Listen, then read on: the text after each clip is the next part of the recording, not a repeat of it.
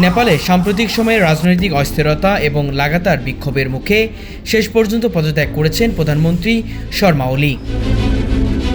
দীর্ঘদিন ধরে সাধারণ মানুষ ও বিরোধী রাজনৈতিক দলের তার সরকারের বিরুদ্ধে দুর্নীতি, স্বজনপ্রীতি, প্রশাসনিক অদক্ষতা এবং জনকল্যাণমূলক কাজে ব্যর্থতার অভিযোগ তুলে আসছিল।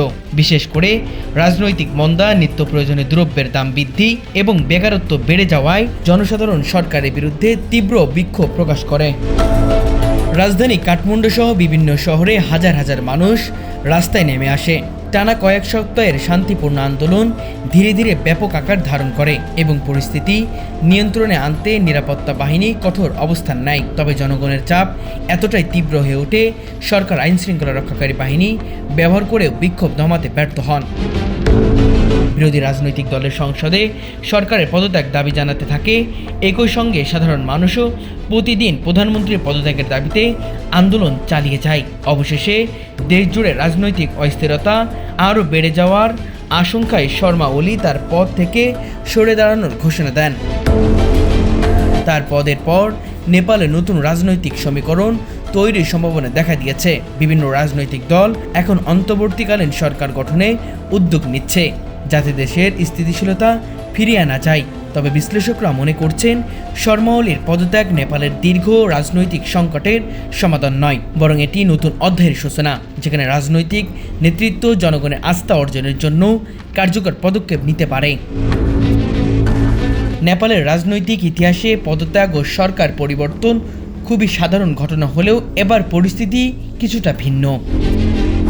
2015 সালের নতুন সংবিধান কার্যকরের পর থেকে দেশটিতে স্থিতিশীল রাজনৈতিক পরিবেশ প্রতিষ্ঠার প্রত্যাশা করা হলেও এখন পর্যন্ত তেমনটা হয়নি।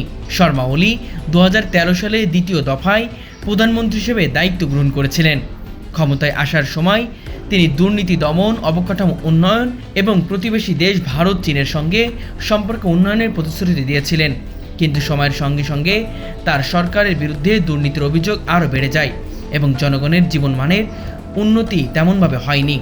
বিশেষ করে মহামারীর পর নেপালের অর্থনীতি পুনরুদ্ধারের সরকারের ব্যর্থতা জনগণকে হতাশ করে। পর্যটক খাত, যা নেপালের প্রধান আয়ের উৎস, এখনও পুরোপুরি ঘুরে দাঁড়াতে পারেনি। একই সঙ্গে বৈশ্বিক রেমিটেন্সের উপর অতিরিক্ত নির্ভরতা এবং শিল্প খাতে স্থিরতা দেশের রাজনীতিতে বড় ধরনের সংকট ফেলে দেয়। তরুণদের মধ্যে বেকারত্ব বাড়তে থাকায় হাজার হাজার যুবক বিদেশে কাজের খোঁজে দেশ ছাড়তে বাধ্য হচ্ছে।